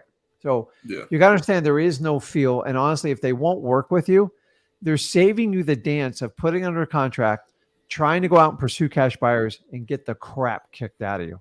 I'd rather you have the hard conversation up front and find a deal, because then you can concentrate on one deal, make a ton of money with that and move on. But when they don't want to work with you and stuff, there's really no motivation. The only motivation is price on this one. I love that, his mom's wants to sell her house and move into it, but there's no true motivation there. That's just a reason they're selling. And sometimes you guys mix up a reason and motivation. The reality is they're stuck on price. Most people on Zillow are going to be stuck on price. That's why Zach just gives you the 70% is just, I'm going to shoot it over the bow and see what happens. Okay. And if they don't respond like in a positive manner, I'm not going to spend a lot of time on it. And that's all we want you to do. Don't use the word feel, and never, ever use the seller's price as your anchor if you're going to get it. So if they offer it at 310 and you get it like 260, go, well, I got them to come down. No, maybe the retail price on it's 250. Okay. Because they will reverse engineer you. Like, so if the property's worth 300, they'll list it for 329. Yeah. I mean, because like I said, I stopped talking to him and everything because his price was 260. I saw that they were selling houses like that, 330, 300 and everything. But so my question to you would be like, so if you appraise it at, the ARV is 300, doesn't need any repairs, at 260, you would just let that go? You'll never make any money. How are you going to make money on that? Joaquin, I want you to understand, how long was this property listed on for sale for? 80 days. 80 days. He hasn't sold in 80 days because no one even offered him 260. If he's willing to take 260 now, no one is even willing to offer him 260. What you got to understand with these Zillow for sale by owners is, yes, you got a good price reduction, but that's an asking price. What they're asking, they're always going to go down from there. So if you lowball and use that rule, you're going to do fine. Don't get caught up on what the person listed it for. Get caught up on what the thing is actually worth. And what is the value of a property? What somebody else is willing to buy it for. And if somebody's not even willing to buy it for 260, which you've seen for 80 days here, it's not worth that, man. And you know that. Okay. The cost will add up on you on that deal when someone goes to close on it. There's closing costs, there's everything. And you got to understand on these bigger transactions, you got to have a pretty decent spread, but you can't base your spread off what they list it for. Zillow for sale by owners are completely different. And the last thing I just give everybody a teachable moment watching this. You guys got to stop filtering this information to try to make it fit with your personality. There's a reason we put this stuff in place, is try to help you out, because you don't know in the beginning.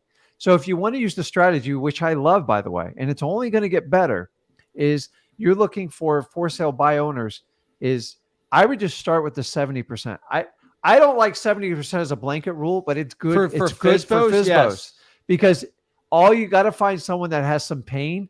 And when they really want to talk to you, it's because they can't get any other buyers like to come to the property. That's the purpose of it. The minute you start going, well, if I could just get them to come down 30 or 40,000, you can manipulate it however you want. And the reality is, we talk about fear and being uncomfortable. Most people make an offer to get a yes, because we are wired and programmed for yes. You have to do the opposite.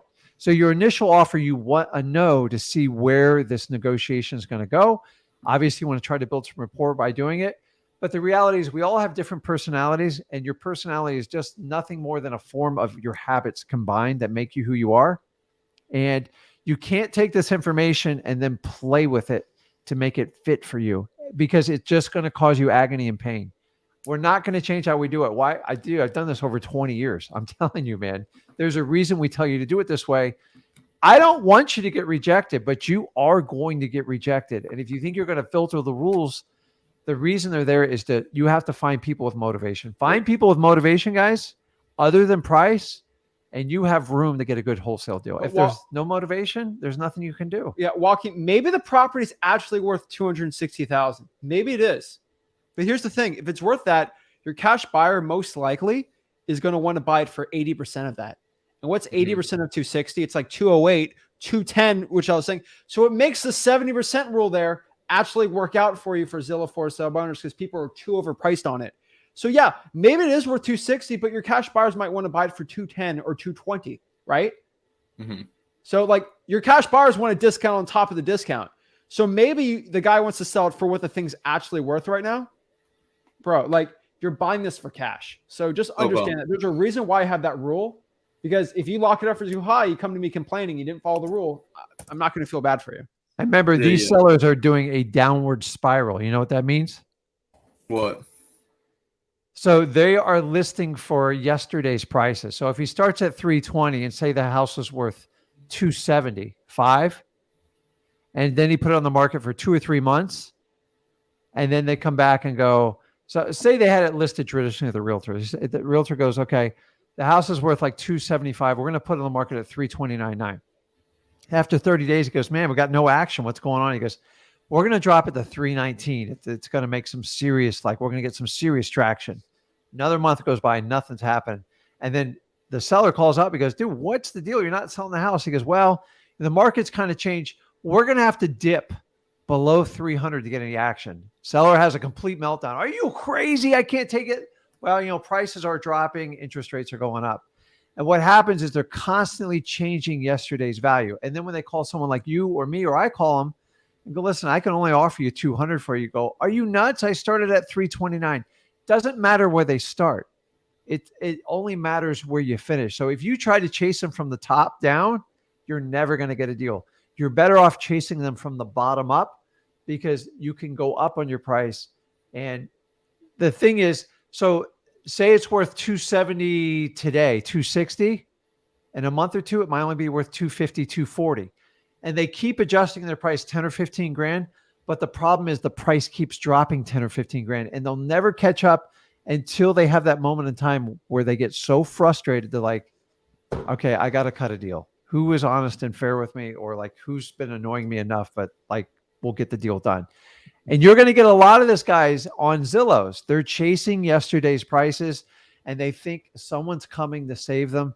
If they have a beautiful, perfect property and they get realistic, they can probably sell it. But if they got problems with the property, it's never going to sell. And that's where you guys come in making these cold calls. But please do not anchor everything on what they listed for, because to me, it's kind of irrelevant. So run a quick valuation on it, on what you have Zillow, do 70%. And then see if they'll come to you with any type of concessions or anything like that. And if they don't, just put them in your follow-up and just keep working through it. Joaquin, it's easier. What market are you in right now? I'm in Charlotte, but I've been doing FISBOs for all North Carolina and Tennessee. Okay. Why are you doing FISBOs and not government lists? I mean, I do my list too. Like I do my cold calling. I have me and my girlfriend calling everything. How many code violations have you pulled this month? We pulled this month. We didn't pull it. We didn't pull anything. We have our list that we've been running this month. It was mostly high equity and some in vacants and stuff like that. Okay, why haven't you pulled the code violation list this month? Oh no, I'm gonna get on that. I'm gonna get on it because I'm gonna get a deal and I'm gonna. Okay. I'm gonna get on He's very serious, isn't he? You're serious, man. But I have a lot of people. They pull the Zillow for sale by owner list because they're too scared to pull an actual government list, and they don't want to. And they use that FISBO as a crutch. Like, I'm going to do all of North Carolina. I'll do all North Carolina, and then I'll finally start doing it. They finally like try to get in front of something so they don't have to do it. Bro, do your local market. You'll run out of your FISBOs in a week. Okay? Yeah, no, I know. That's why. So now you're trying to do all of North Carolina, and you're going to be like, well, let me do the whole country first. Guys, it never will stop. Okay, do your local market. You're in a good local market. Pull the code violation list. Okay. No, I definitely will. And I appreciate your answers and everything. Let's say, like, as an example, let's say you looking at this property and you determine it's worth 300. What is the maximum that you'll offer on it for it to make sense? You determine if it is it listed on Fizbo? Yeah, For like 80 let's days? say no. Let's say Yes. let's say they listed it for 350 and you realize that it's worth 300 based on everything that's been sold recently. What's the highest that you're gonna go based on it being worth 300? Is it listed for 350? Oh no, I'm just saying as an example. Like, these. So you just said it was a Fizbo. Now it's not a Fizbo. It's worth 300. no, I'm saying what I'm asking you now is an example. Give me an example, and we're gonna stick to that example.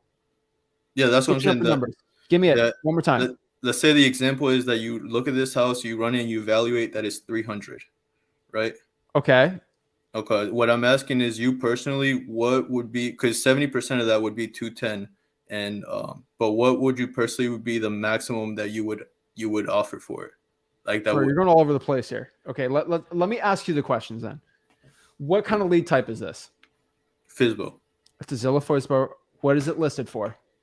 As listen, this is not a real house. I'm just saying as an example. I'm asking the questions. 350. It's listed for 350. Yeah. Okay. And how many days has it been listed for on Zillow? 100. 100. All right. So I would just doing the math. 240. 240. Just offer that. Why? Why not? Okay. And I'm probably not going to get over 110,000 price reduction. Anything above that's a little too much. Yeah. And so what I'm saying is, like, okay, so you're saying 240 would work, and you would be able I'm using my rule that I told you. If it's a Zillow Fizbo, offer 70% off the listing price because it's a Zillow for sale by owner. If it was an actual off-market deal, it'd be a little different. Okay. Yeah, I was just trying to see what would you do personally if you know it was worth. I'm not switching my rule. So you can ask me whatever question on a Fizbo. I'm just going to stick to my general rule, and I don't stray away from that. Okay. Remember, you're expecting to get your first offer rejected, so you don't have to worry about it. It's if they take it, great. Okay, but like the idea is you got to play the game. So if you talk to 100 people, if you sit there and do comps on 100 properties, you're gonna wind up being a realtor, and most people don't want to be a realtor that are on this channel. If you are one, I'm not dissing on you, but realtors are professionals at getting pretty accurate comps. We're not. Like, we're just trying to get meat on the bone and see if we can do it. If it's a Fizbo, just offer. Like, stop running the comps. Yeah, just make it really simple, because unless there's motivation there, you're not going to get a very good deal and you're not going to make any money. So you got to run through. If you have 100, I expect 90% of them don't even want to play ball with you. So why spend time looking up all those comps and trying to figure it out? Just his simple rule, simple, because you can rip through it. And the people that really need to sell, which is going to be more imminent in the next 2 to 3 months than you've ever seen before. Because this perfect example, the 1 to 80 days, you think he's going to get a little more motive after 120 days and nobody wants to? Yeah. Or maybe he's just listing the property, doesn't care if he sells it or not. And there's nothing you can do about those code violations, man. Like, no, I will. I definitely will. You got to do it, because the Fizbo is just going to be sitting there, man. Like, they're just going to be sitting there. Most of these deals are going to be on the government list, not on Fizbo. And you don't have to waste your time doing comps on a code violation list, because you're only going to do that on people that want to sell it. No, I definitely will run code violations. It's just that with Zillow, I got addicted to the fact that I could just call them and then they answer, and I could have a conversation with them instead of like call. That addiction is only going to be good for a week in your local market. The problem is you're wanting more of a high by doing the entire state, and that ain't going to work, dude. Local. Yeah, it's just that. Yeah, no, I mean, I completely understand. That's why I didn't think it was at 260 it'd be a deal, but I was just getting your thoughts on it. All right. I'm serious about you pulling the code violation list. Are you serious? Yeah. By next week, I'm going to call you guys back and tell you what the results were on the code violation list. Have a good one. All right. Bye.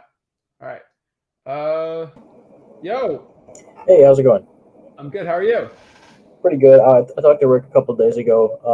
I wanted to ask you specifically, Zach. So for Fizbos, in my local markets, or the markets that I'm currently doing, there's only select few that are over 100 days and meet the criteria.